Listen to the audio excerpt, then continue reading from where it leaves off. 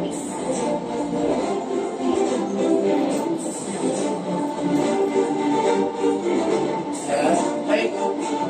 ano ba ba ako? Ako, 10 years ago. So, good morning. Good morning. So, I'm Aubrey Esmeralda Alvis, Team Elite Pavo of Reway International. This afternoon, we are so grateful that because of Jello, our millennials, and because of Mommy Evelyn and a friend, and then Tito, and then Sir Jun, okay, we are here today. And thank you for your time.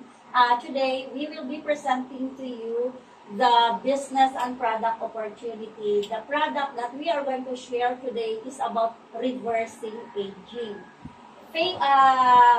Previously, it was the secret, the exclusive secret of rich and famous. So, you know, who are the people into stem cells injections. You know them? You heard about stem cells? You never heard about stem cells yet. But I said stem cells, so I'm sure you hear it. Okay, stem cells po. Stem cells that is reversing aging, can make us younger and healthy again. So our product is, our company is based from Singapore. As you watch the movie, the videos, they are into Mandarin, and so we translated in English. And during the quarterly leadership training seminar, we have the booth in the international events. There are 10 languages. There are 10 translators. So if the speaker is a Filipino, but Filipino can speak English, so if the speaker is Chinese, they translated in 10 languages. Indonesian, Malaysian, Hungarian, European, like that. Today, we don't need translator because we have local speakers. Okay? So our speaker, by the way, I am a teacher by profession, and I am originally from Antique province, if you heard Antique. And right after my my graduation, I looked for a greener pasture. They said Manila, and I was in Cavite, so I've been here since I graduated.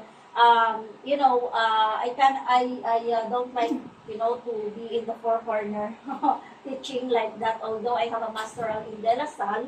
I run my tutorial and languages. So it means that if you want to learn Japanese, I have a Japanese tutor.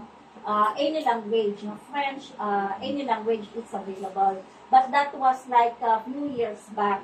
Then right now I slow it down because I focus in this mission and business. So the very reason why I am here in this company, by the way, our company is based in Singapore, but the product is manufactured in New Zealand. And because of my ailing mother, my mother started to lose her eyesight because of the diabetes. So during that time, the only option for me was to find cure for her. But given drugstores, they don't offer cure.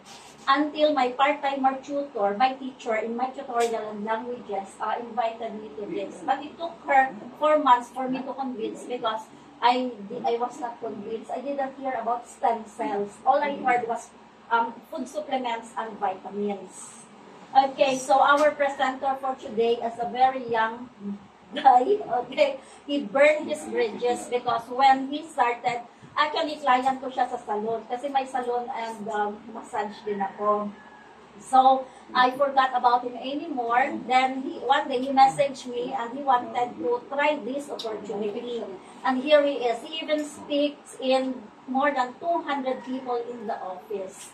And in his very young age, he is already very far in what he experienced in Reway. And last January, we were together in Singapore. Doon sa event na yun, nandoon kami sa isang event na yun, hindi lang kami makita. But we were there. So, can we give a round of applause to Jello?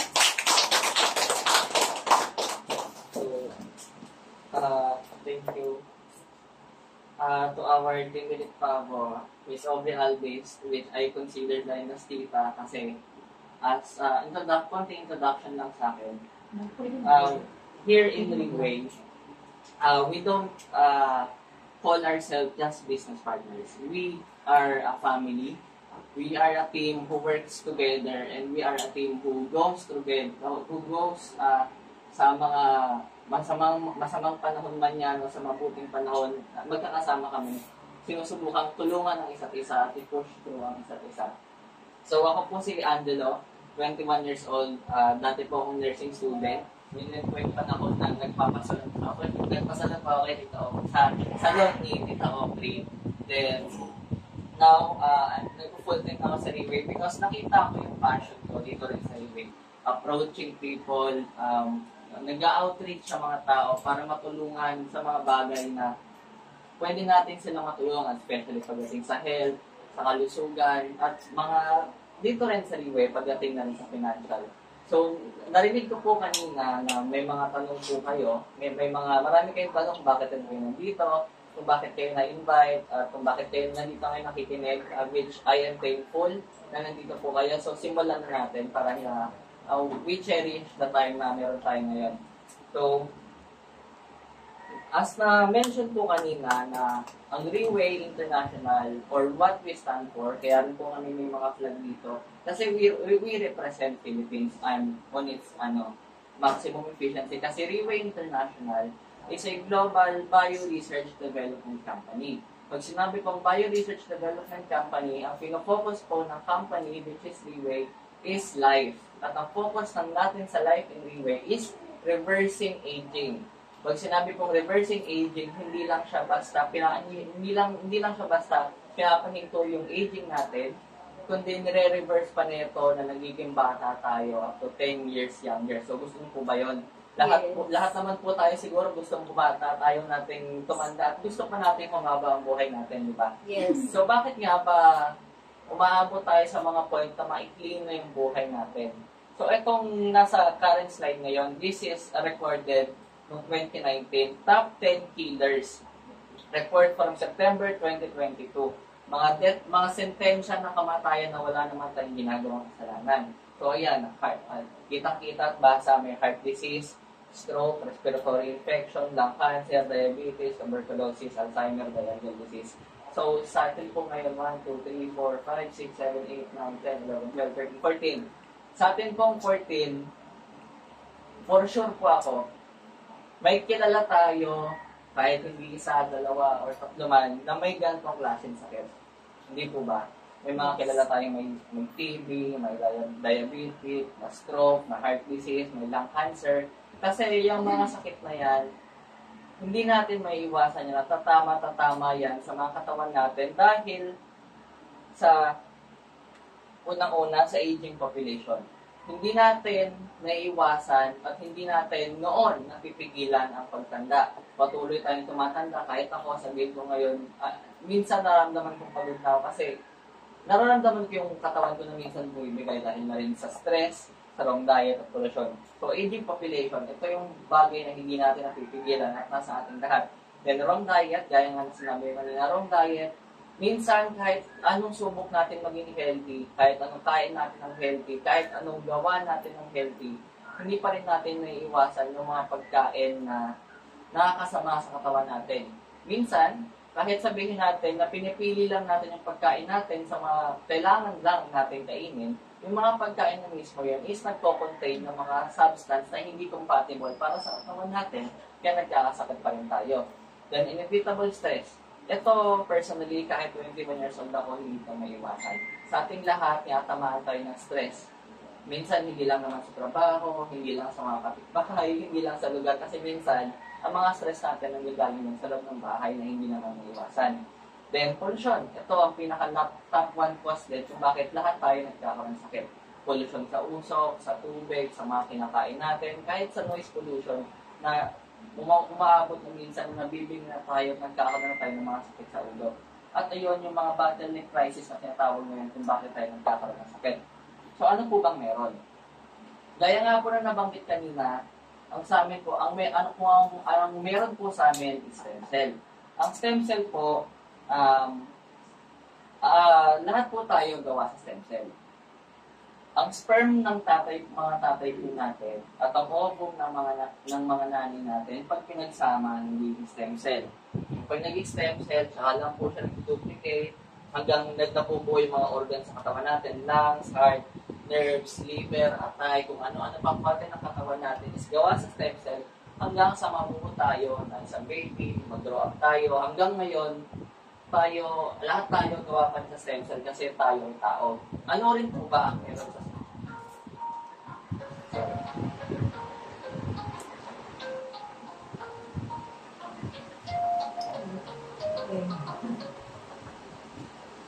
So, ayun. Ano rin po bang meron sa stem cell? Ang stem cell, gaya po binanggit ng ating Tita Aubrey kanina, ang stem cell rin ay ginagamit na pang-repair, pang-ayos, at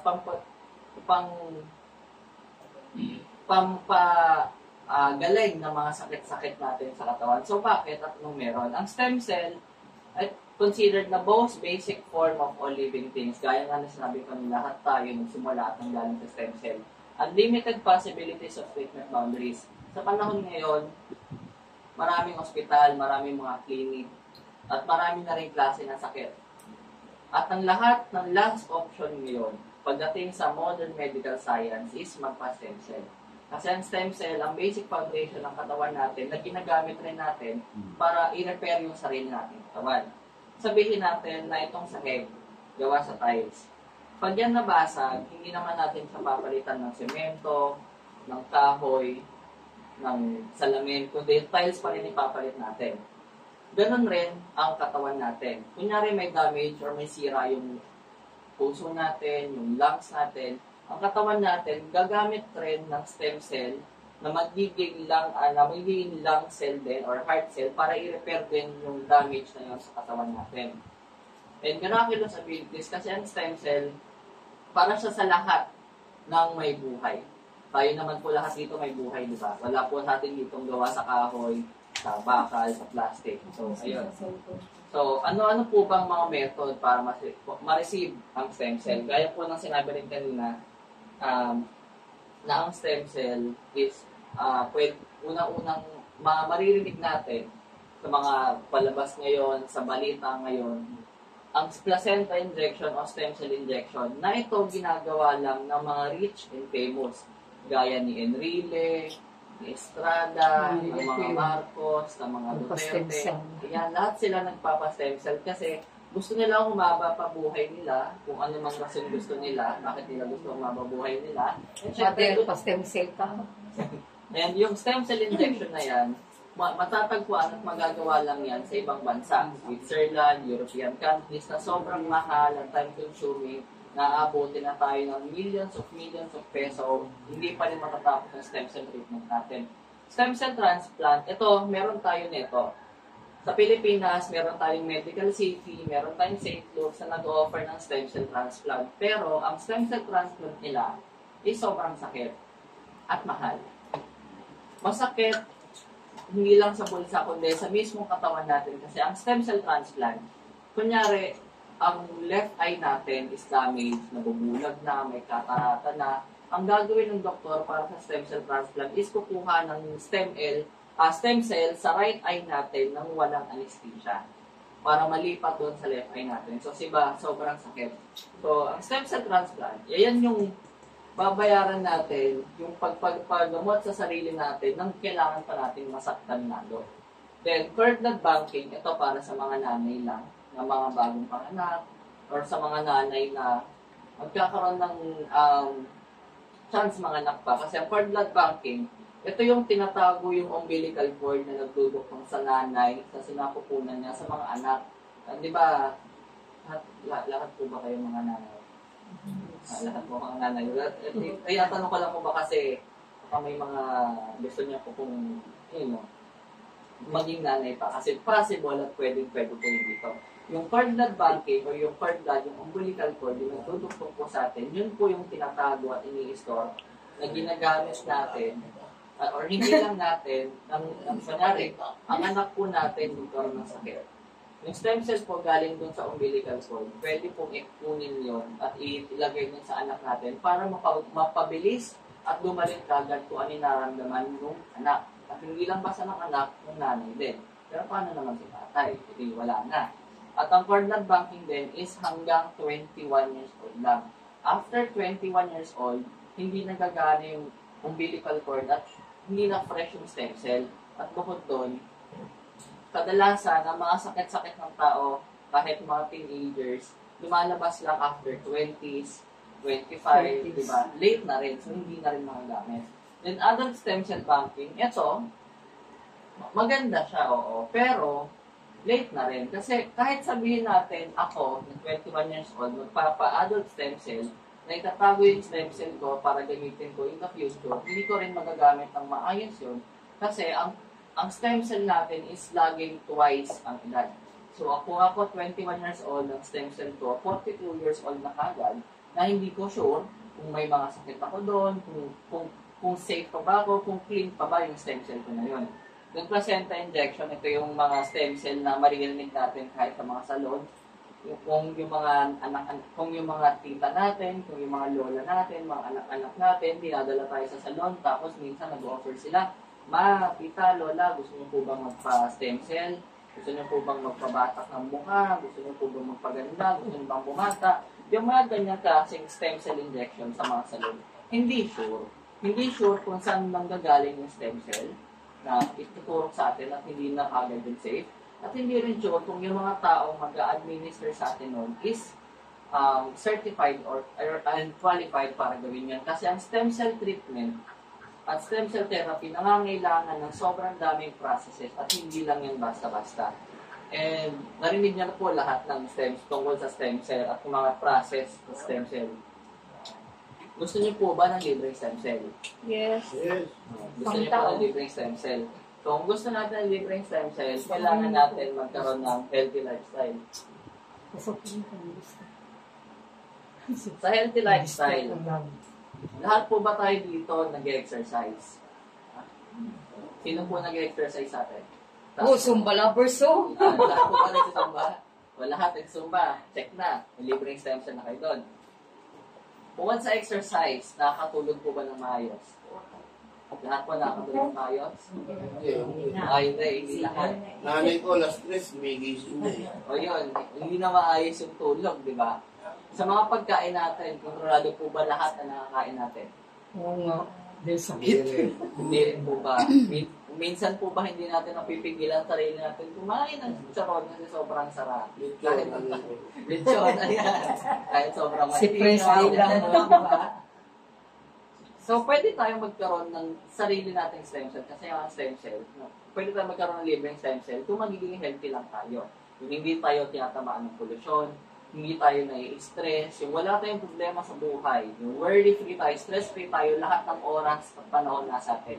So, yun yung paraan para magkaroon ng libreng stem cell. So, anong ginawa namin dito sa Riway International? Gaya nga na sinabi namin kanina parehas, na ang Riway is a bio-research and development company. Meron po bang paraan para hindi na natin kailangan madanasan lahat ng yun? Ginawa po namin sa Riway International is, ginawa namin orally capsulated ang stem cell.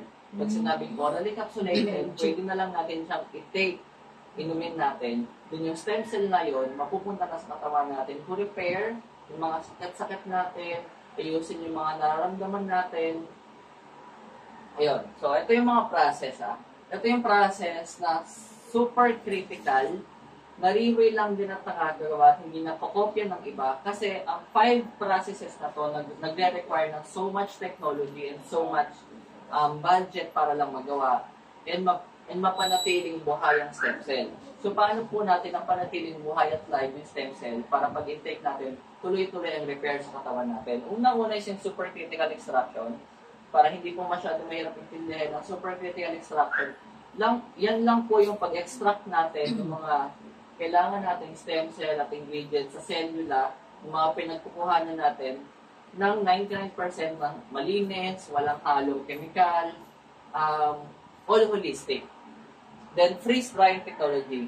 Ang ginagawa ng freeze-drying technology, pinifreeze na ito at pinapanatiling buhay ang stem cell natin. Riway International lang ang may freeze-drying technology na ginagawang active at buhay yung stem cell doon sa capsule natin up to 3 to 4 years dahil sa freeze-drying technology na pinifreeze, pinag-yellow yung stem cell bago i-process na up to negative 60 degrees para lang mapanatiling buhay yung stem cell.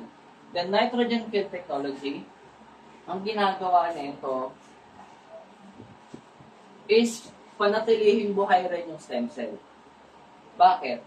Pag ang bacteria or nag-grow dyan, kasi hindi lang basta-basta yan. Hindi lang rin yan basta-basta sa mga kinakain natin. Magbibigay ka ng example sa isang apple. Di ba ang apple po, pag hinati natin, kinain natin yung isa, iniwan natin ang kalahati, ano mangyayari dyan after few minutes? Mangingitim, maninilaw, magiging brown. Bakit? Kasi, na-expose siya sa oxygen, na yung oxygenation, yung pine-prevent natin sa nitrogen film technology. Ang nitrogen is safe for consumption by FDA na rin, and ang nitrogen is pinapanatiling compact yung ingredients natin, yung stem cell natin, para hindi tubuan, hindi mag-grow ng any bacteria na makakasama pa sa katawan natin. Then, enteric film technology, kung nagtatanong kayo, kung napapaisip kayo, since i-assume ko na po, no, pero hindi ko naman po sinasabi sa lahat, na lahat naman po tayo may mga tinitake na mga gamot, minsan maintenance na hindi rin nagiging effective kasi alam natin na ang stomach acid natin malakas magpalusaw na kung anong kinakain natin, tinitake natin, kaya yung gamot maintenance natin hindi rin na-absorb ng buo. Ang ginawa natin sa ating oral capsule, ginawa natin siyang enteric coated. Pag sinabi natin enteric coated, mabubuhay siya sa stomach acid, magagawa niyang mag-pass through sa stomach acid kasi ganun siya katibay at magbe-burst out lang siya or puputok lang siya sa loob ng intestine natin, dun lang siya ma-absorb. Diretso po siya sa intestine natin para ma-absorb up to 100% ng stem cell at ang mga kasama pa nun. Then emulsification technology, gaya po na sinabi kanina, ang stem cell is pinagmulan ng lahat ng katawan, lahat ng may buhay. And dito rin kasi sa atin, ang stem cell natin, hindi lang siya basta stem cell. I-explain ko pa mamaya kung bakit. And ang emulsification technology, ang ginagawa lang nito, is pinapaliit at ginagawang nano or sobrang liit na particle ng lahat ng ingredients or stem cell natin para pumasok ultimo sa pinakamaliliit na parte ng katawan natin. Maliit na mga veins natin, mga ugat-ugat natin, ultimo hanggang utak, sa puso, ulo hanggang talampakan, maabot ng stem cell at ng ingredients natin. With Biosoft Gel Technology, dyan po tayo laging titignan natin kasi marami na rin kumakalat online dahil sinusubukan pekein at gayahin to. Bakit? Ang ginagaya lang naman at ang pinipeke lang naman is yung may mga quality, di ba? Sabihin natin, Louis Vuitton, Gucci, sila lang naman yung may mga peke kasi sila lang din yung quality. Ang capsule po natin is gawa sa Biosoft Gel. Hindi po siya powder, hindi siya liquid, Biosoft Gel. Kung titignan nyo, Biosoft Gel is para siyang blood-like substance na malapot-lapot na parang dugo. That keeps it fresh. Pero hindi naman po siya basta dugo lang. So, kung may mga tanong po ba muna kayo dun sa mga technology? Wala naman po ba? Wala. So, sasabihin na po natin kung saan nanggagaling yung stem cell at kung ano pa yung laman ng ating capsule. Ang lahat ng yan, hindi yan lahat. Ang kinukuha lang natin dun is yung placenta at velvet. Pero bakit po ba nanggagaling sa deer? Ang deer po, or ang pusa, is 100% biocompatible sa tao. Pag sinabi yung biocompatible, ang katawan ng deer is pwedeng gamitin pang repair sa katawan ng tao. Kasi sobrang linis, sobrang pure, at sobrang multi-potent. And dito, sa slide na yan, i-play na lang natin, na noong unang panahon, mayayaman lang, mga emperors lang, mga emperor, mga kings and queens lang ang nakaka-afford ng mga ganyan. Kasi ang pusa din, or ang deer, is considered na pinakamalinis na hayop sa buong mundo. At ang deer, hindi siya nagkakaroon ng bad na, or hindi siya nagkakaroon ng masamang component sa katawan niya. Hindi siya kumakain ng masama. Kasi ang mga deer, pag yan kumain ng masama, nagpapakamatay na kagad sila at wala silang gallbladder. Hindi nila napaprocess yung mga masamang pagkain. So, ang mga deer is proven na malilinis lang ang kinakain. So, don't worry po, wag po tayo mag-alala.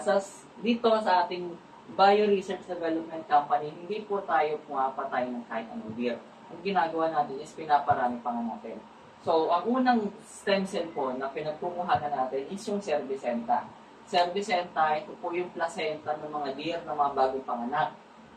So, every time na may mga anak na deer, i-harvest po natin yung placenta o yung placenta yung nagko-cover po sa mga anak natin pag mga bagong panganak tayo. Hindi pala rare.